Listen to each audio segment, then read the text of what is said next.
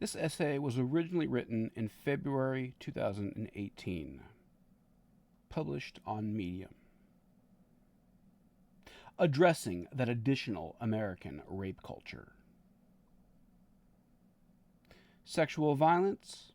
With Time magazine's recent naming of the Silence Breaker as their Person of the Year, there's no better time in which to ponder the serious matters of sexual violence. The entire latter part of 2017 had seen a slew of household male names, in the entertainment industry and in politics, who had been accused of violating both common decency and bodily autonomy.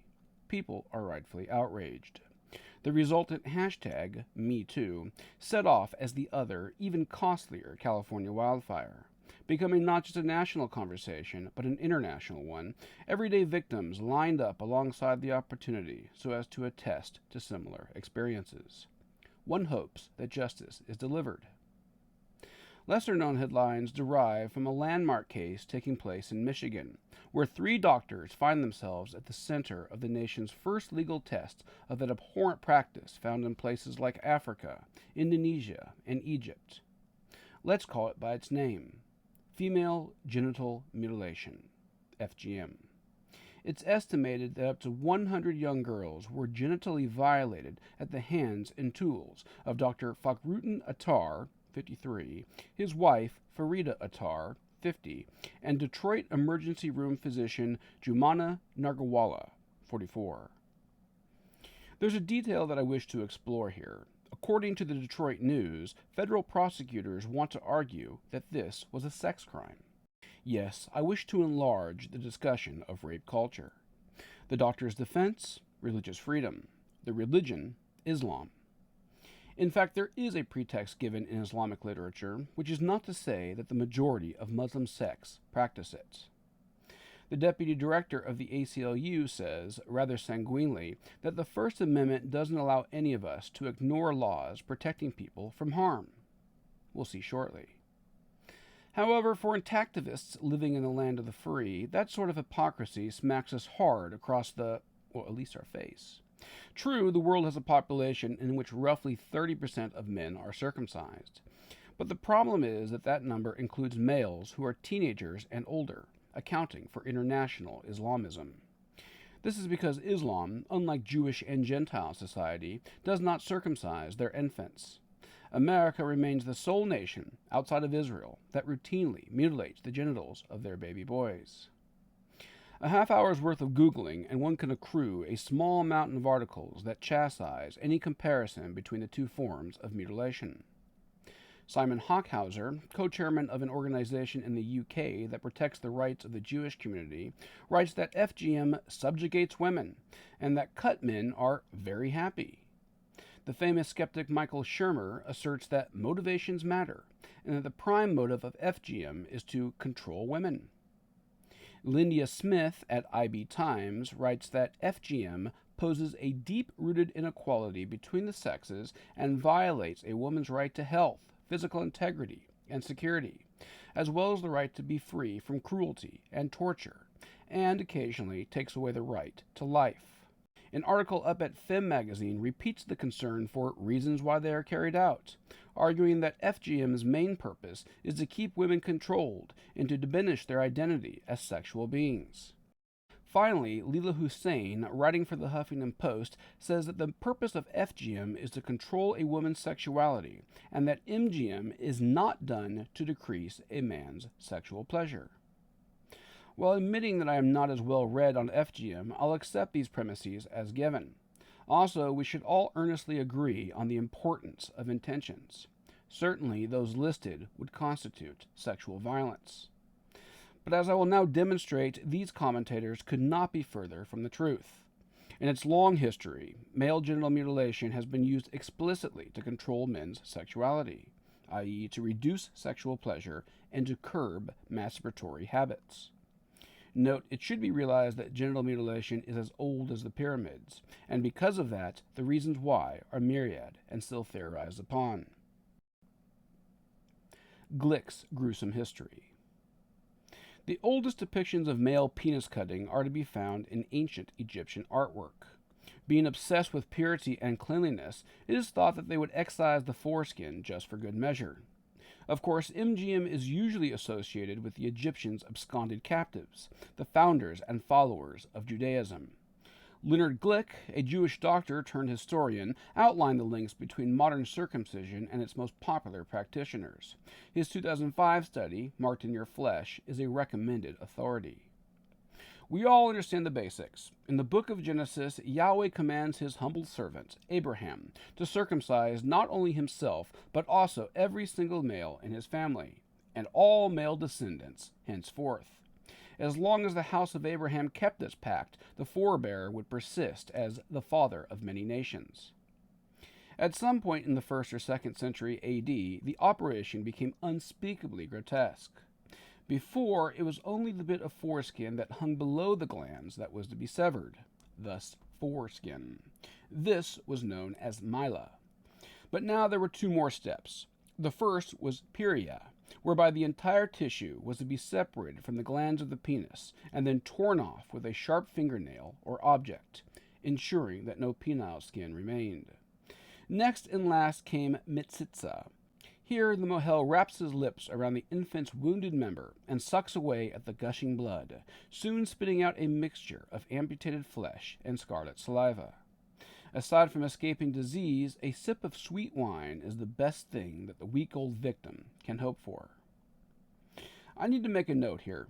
History is history and facts are facts. A secular humanist, as I myself am, can make a rational criticism about religion without indicting every last person who happens to be born into that religion. And an honest commentator can be ecumenical with regards to the Judaic faith and its defenders without believing in the grand Jewish conspiracy to rule the world. In other words, the two concepts can be separated. Furthermore, most Jews gave up mitzitza even back then. The exception today is found in New York, where this disgusting final part has resulted in many infants contracting STDs. Rabbinic scholars, pondering this unconditional custom ever since, felt it was their duty to perfect God's creation. Others analogize it with the trimming of a delightful fruit tree.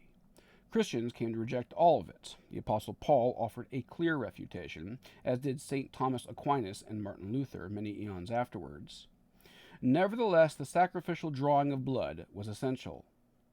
Another aspect, per the 1st century thinker Philo, was to suppress the undue impulses of men. This because men take more pleasure in sex than do women. One of the most important Jewish scholars in history lived in the 12th century. This was Moses Maimonides. His thoughts on circumcision somewhat echoed Philo's, but there was one difference between his interpretation and that of his predecessors. Maimonides had no reservations about the physical harm. With regard to circumcision, he wrote, "One of the main reasons for it is, in my opinion, the wish to bring about a decrease in sexual intercourse and a weakening of the organ in question, so that this activity be diminished and the organ be in as quiet a state as possible."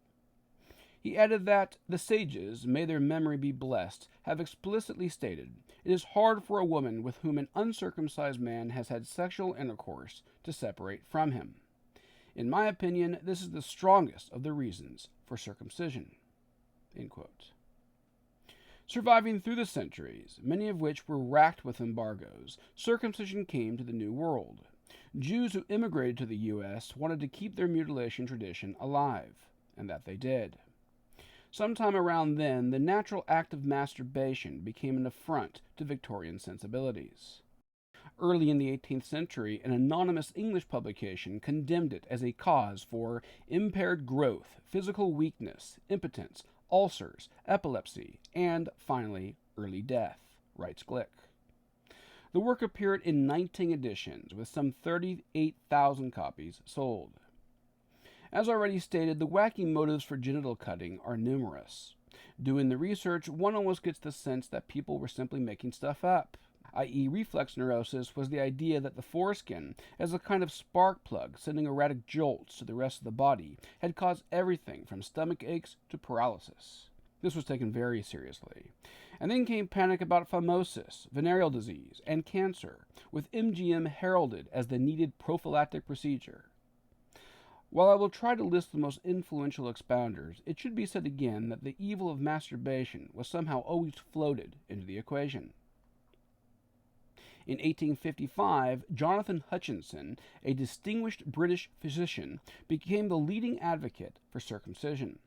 He penned numerous articles positing that the operation could, along with other miracles, help stop young men from masturbating. The circumcised Jew is then very much less liable to contract syphilis than an uncircumcised person, Hutchinson wrote. Notice how an ancient religious practice came to be conflated with medicine. This theme, a gratitude to Abraham and the Jewish rite, was pivotal in getting MGM accepted into Western medical institutions. About a decade earlier, the American surgeon Edward H. Dixon argued that circumcision cured phimosis, as well as staved off cancer and STDs. Christians, Dixon advised, would do well to take up the ceremony of the Jewish people, quote unquote. Before continuing onward, I will defer to an observation made by Dr. Glick. Quote, as for Gentile physicians, many believed routine circumcision to be wise medical practice, and some recommended it earnestly. But only a very few became consistent advocates, while a significant number published articles critical of the practice. In contrast, it seems beyond question that Jewish physicians have been disproportionately prominent as advocates. In particular, they were largely responsible for promoting claims for circumcision as a cancer preventative. End quote. In 1871, another respected physician, Montefiore J. Moses, wrote an article for the New York Medical Journal entitled The Value of Circumcision as a Hygienic and Therapeutic Measure. He wrote that, unlike Jewish children, uncircumcised Gentiles were little sufferers with their haggard faces and extreme nervous irritability, who were constantly falling victim to the solitary vice, jerking off. One of Moses' fans was J. Henry C. Symes, a urologist in Philadelphia, who held that such behavior was induced by an overly long prepuce, that is, the foreskin. 1886, a fashionable book called All About Baby stated that circumcision was advisable in most cases because it helped prevent the vile habit of masturbation. A decade later, eminent professor and pediatric expert Luther Emmett Holt also charged the foreskin as the primary culprit for this horrid act. The findings here are attributed to David Gallagher's history of the operation. And in 1914, the top medical journal in America, the Journal of the American Medical Association, published a pro-cutting article by Abraham Wohlbarst. A surgeon by trade, Wohlbarst listed 7 reasons in favor of universal circumcision, including general cleanliness, a protection against STDs, and a diminished tendency to masturbation.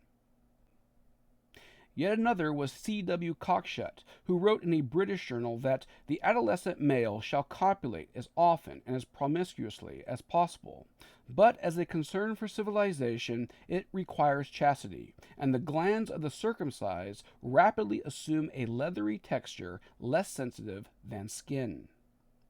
Quote unquote. Thus, for the youth, the insensate organ was far less obliging. The most famous anti-masturbation advocate was Harvey Kellogg. Yes, the cereal guy. Using his fortune and name to further his perversion, Kellogg wrote in an 1887 book that, quote, a remedy which is almost always successful in small boys is circumcision, especially when there is any degree of phimosis. The operation should be performed without administering an anesthetic, as the pain attending the operation will have a salutary effect upon the mind, especially if connected with the idea of punishment. End quote. Kellogg, a thorough sadist, also thought that female clitorises should be burnt with acid. Glick reports that around 1/3 of males were cut in 1910. By 1940, due to the increase in hospital births, fewer than 5% of children were born in hospitals at the turn of the century, where the acceptance of penis cutting was now the institutional norm, the rates were somewhere at 60%. In the 80s, they peaked at 80%. Again, anti-masturbation arguments were not the only ones put forth. Just to say that they were often shuffled around with the prevention of STDs, cancer, and phimosis. Female mutilation? Now that this has been pointed out, one hopes that people will stop deriding the very valid comparison between the two. A cosmetic rape culture. Very well, the detractor says, but that has nothing to do with the reasons we do it today. To this response, I will offer 3 points of contention. The first argues that infantile circumcision is still widely practiced as a means to control sexuality. Secondly, that MGM very well could meet a legal definition of rape. And the third points out the incongruity of intersectionalist orthodoxy. 1. How might a feminist respond if I were to make a statement like this? I need to cut off my infant daughter's clitoris so that men find her attractive when she grows up. Insert emphatical question mark. Let's try a variation. I plan on feeding my daughter lots of dairy products so that she has big tits and a big ass, and so that her future male partners will enjoy them. If ever such a perversion were overheard, I would hope that others had shared in the combined feelings of anger, repulsion, and queasiness. Would these not also be efforts to control sexuality? It could at least be said that they were meant to augment sexuality. Now sub-vocalize the question this way. I need to cut off a part of my infant son's penis so that his future female partners will find him attractive. If you wish, add, I don't want them to be grossed out by it. But why is this line acceptable? And why do medical doctors get paid money to fulfill this borderline pedophilic fantasy? In fact, the misandristic motivation to have a society full of pretty penises is easily provable by cultural, anecdotal, and statistical evidence. TV shows and Hollywood movies offer humorous dialogues that demean the natural male body. On the show Seinfeld, Elaine nods depressingly when answering Jerry's query if she had ever seen one, saying that it had no face, no personality, very dull. Sex and the City featured a whole episode in which one of the main characters finally coerced her new lover into getting a circumcision. In the 2016 comedy Bad Moms, the girls take the time to think of a contingency plan in case one of them happens to find herself with an intact man. Run out of the room screaming, says one. Another opines that intact men are better lovers because they're aware of how gross their dicks are. Anecdotally, intactivists are notorious for spending a fair bit of time on social media, where they argue and share information. It's unbelievable the sort of sadistic and perverted things that pro-cutting females will spew while sitting behind a computer. One memorable registrar was particularly popular on Facebook. In threads and chats where MGM was justified, this unsung hero would screenshot the user, their comments, and then caption it, "Butthurt bitches." The blog itself seems to have gone defunct. I saved several dozen of these missives while this person was still doing it. Among the most disturbing, my son's wife will thank me one day. It's pretty simple. I hate that people aren't doing their boys anymore for my little girl. It's best to circumcise the male. They are filthy animals and should be treated as such. His was well done. A beautiful circ. Both my sons are, and my husband is too. Just the way we like it. And you implying that I would be sexually attracted to my future son's penis is just disgusting. Remember when George Takei tweeted, that by merely engaging in locker room talk, one promulgates a culture that normalizes sexual assault. If my testimony is trusted, one can see women talking about men as if they're getting selected from the meat locker. And of course, some damn website must ask that question directly. Ladies, what kind of penis do you prefer? In 2014, the major conglomerate Adam and Eve had just that curiosity. They then commissioned a third-party surveying company who asked 1,000 American women via an online survey. Their polling results: 54% of women said they prefer a circumcised penis. 33% had no preference. And only 3% said they preferred an intact partner. 10% refused to answer. At this point in my essay, an imagination is not required when figuring out how the preferable penis is ultimately achieved. No, Adam and Eve doesn't sell tools for baby mutilation. I'm not sure about anyone else, but for me, it's not much of a turn-on when a woman tells me how great it is that I was strapped down to a board as an infant so as to have a part of my manhood surgically removed. There's a name given to this fetish, although I can't prove that it's been established in mainstream medical literature. Still, several websites define acuculophilia simply enough as a sexual arousal by a circumcised penis. As written by Kathy Reisenwitz, quote, "Rape isn't men versus women. Rape is an aggressor versus a victim. Anyone can rape, and anyone can be raped. We, as a culture, need to be on the side of the victim, no matter what gender," end quote. Well said. And I am here to warn all baby boys born into the US of A. Beware the acuculophiliacs. 2. According to an official FBI website, the legal definition of rape is, quote, penetration, no matter how slight, of the vagina or anus with any body part or object, or oral penetration by a sex organ of another person, without the consent of the victim. Attempts or assaults to commit rape are also included. However, statutory rape and incest are excluded. End quote. Notice two things here. One, that neither a vagina has to be the organ violated, nor does a penis have to be the object doing the violating. Moreover, the male sex organ is omitted completely, which assumes an immunity against any such criminal acts. But can a penis be penetrated? During infancy, the prepuce stays adhered to the glands of the penis. It's not supposed to move until sometime around puberty. Times vary. Suspending the somatics, one must penetrate the tissue in order for it to be excised. I'm not the first to say this. In 1965, Dr. William Morgan published a renegade article in the Journal of the American Medical Association. The pellucid title, "The Rape of the Phallus." While also putting the blame on religion and nurses possessed with an insatiable urge to cut, Morgan stated that many mothers will express the opinion that the circumcised phallus is more aesthetic, but in general their experience of the uncircumcised organ is limited to memories of a Michelangelo sculpture which appeared as an illustration in one of their college textbooks. Perhaps not least of the reasons why American mothers seem to endorse the operation with such enthusiasm is the fact that it is one way an intensely matriarchal society can permanently influence the physical characteristics of its males. End quote. Obviously, the difference between a colonoscopy, a pap smear, and the violation of either of these crevices is a combination of consent with intention. Therefore, infantile circumcision doesn't necessarily mean sexual violence.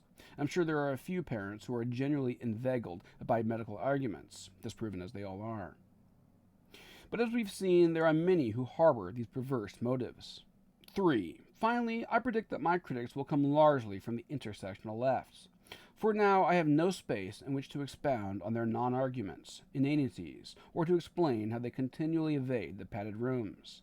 However, one of their platitudes is interesting for my purpose. People with penises can be women, and people with vaginas can be men. For them, biological realities can be dismissed entirely. So then, we can imagine the intersectional feminist become flummoxed as she, they, whoever, confronts the idea that the penis being mutilated might belong to a woman. Would this make the act of infantile circumcision any more rapey? Anyhow, this should be something that they deal with, not I. Conclusion. Mutilating the genitals of any child, boy, girl, or intersex, is a moral crime. My focus here has been on the male victim. As said by Marilyn Milos, one of the original opponents, circumcision is where sex and violence first meet. I hope to have established that. A justification that I did not address here, and maybe will another time, are all those fathers who demand that their son's penis look like their own. When I do point out female culpability, I mean to say American women, because the operation is internationally rare outside of religious communities. And when I talk about religion, we shouldn't forget that many who were born into those cultures have braved the wrath of exile and scorn while trying to get others to yield to modern standards. Let's hope for the day in which genital cutting has ceased completely, for all cultures and for all genders.